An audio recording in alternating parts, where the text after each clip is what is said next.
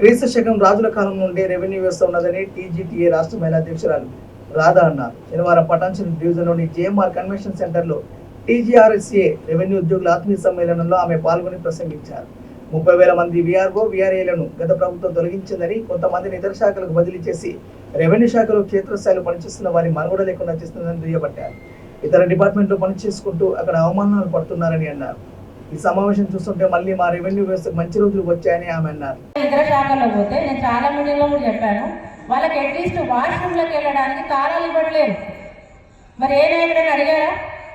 మా డిపార్ట్మెంట్ నుంచి పోయిన వాళ్ళ కనీసం మీరు వాష్రూమ్స్ ఇవ్వట్లేదు, ఇదేం అన్యాయమని ఏ నాయకుడైనా, రాష్ట్ర నాయకుడే కావచ్చు, జిల్లా నాయకుడే కావచ్చు, అడిగారా? అడగలేదు. బీఆర్ఓలు పోతే అడగరు, బీఆర్ఏలు పోతే అడగరు. బీఆర్ఏలు పక్క డిపార్ట్మెంట్లో పోయి అన్యాయం జరిగి అక్కడ గౌరవం లేకపోయి ఆడ అవమానపడితే అడగరు. మహిళలకు ఇబ్బంది వచ్చినప్పుడు అడగరు.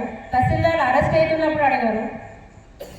అడగకుండా ఇవాళ మీటింగ్లకు వస్తుంటే మీరు వెళ్ళొద్దు, మీరు ఆ సంఘ మీటింగ్లకు వెళ్ళొద్దు. మరి ఈ సంఘం ఏం ఉద్ధరించింది? మీరేం ఉద్ధరించారు? ఎవరిని కాపాడారు? ఇవాళ వద్దని ఎందుకు అంటున్నారు? ఇవాళ చాలా మంది ఫోన్లు చేశారు, ప్రతి ఫోన్ చూశాను, కంటిన్యూగా మోగుతూ ఉంది, నువ్వు మీటింగ్లకు వెళ్ళొద్దు, మీటింగ్లకు వెళ్ళొద్దు. ఎందుకు వెళ్ళొద్దు? మీకు అన్యాయం జరిగినప్పుడు మీరు రాజ్యాంగం ప్రకారం ఆర్టికల్ 9 ప్రకారం భావ ప్రకటన స్వేచ్ఛ ఉందా లేదా? ఉంటే మనం ఇక్కడికి రావాలా వద్దా?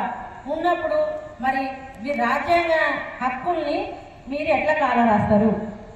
మీకు ఇబ్బంది పెడతాం, మీకు ఆటంకాలు కలిగిస్తాం, రేపటి నుంచి మీరు ఏ పని కానియం, మిమ్మల్ని సస్పెండ్ చేస్తాం.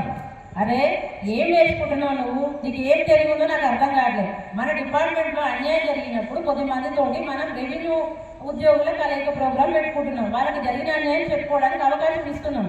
నువ్వేం చేస్తున్నావు? ఇంకో పక్క చచ్చిన ఏమంటారు కదా, ఇంకా నువ్వు దానికి కొరకు రాలేసి ఇంకా చంపుతున్నావు. మూలుగుతున్న నక్క మీద తాటకాయ పడ్డట్టు అసలే కష్టాల్లో ఉన్నాం రా బాబు అంటే నేను బెదిరిస్తే నీకు అక్కడ లేకుండా చేస్తా, ఇక్కడ లేకుండా చేస్తా, నీకు అన్యాయం చేస్తా, నువ్వు నాయకుడు? అసలు ఏ ఉద్యోగికైనా అన్యాయం జరిగితే ఒక ఉద్యోగ సంఘం నాయకుడి దగ్గరికి పోతే ఆదుకోవాలి. సమస్య వస్తే ఆ నాయకుడు పరిష్కారం చేయాలి. ఇవాళ అట్లా చేయకుండా బ్లాక్ మెయిలింగ్, నీకు ఇబ్బంది పెడతా అంటే ఏ సంఘమైనా, నువ్వు ఎన్ని సంఘాల పని, నీ ఇష్టమైన సంఘంలో పనిచేయి. ఏ సంఘమైనా, ఏ ఉద్యోగంకైనా అన్యాయం జరిగినప్పుడు దాన్ని పరిష్కరించలేకపోతే ఆ సంఘాలు వేస్ట్, ఆ సంఘ నాయకుడు కూడా వేస్ట్. రాసుకోలేండి ఇవన్నీ. నేను మాట్లాడుతున్నప్పుడు మీరు వినేవాళ్ళు ఏమైనా విన్నా కూడా నాకేం నష్టం కలగదు. ఎందుకంటే నేను మీ అందరి గురించి మాట్లాడుతున్నాను, మా ఒక్కరి గురించి కాదు, మీ అందరి గురించి మాట్లాడుతున్నాను. మీ అందరికి జరిగిన అన్యాయాన్ని వాళ్ళు కూడా అడగాలని అంటున్నాను. లచ్చిరెడ్డి సార్ చాలా వేదికలో చెప్పాడు, టీజీఆర్ఎస్ఏ సంఘం పనిచేస్తుంది, ఇంకో సంఘాన్ని కూడా ఉరుకులో పెట్టిస్తాడు. ఇవాళ ఈ సంఘం పనిచేస్తున్నప్పుడు మెంబర్షిప్లు రాసుకుంటున్నారు జిల్లా తిరిగి. మరి ఇన్ని రోజులు ఏమైపోయినా మెంబర్షిప్లు? ఇన్ని రోజులు లేవా మెంబర్షిప్లు? ఇన్ని రోజులు మీకు మెంబర్షిప్లే లేవా? మీకు ఎంతమంది ఈ సంఘానికి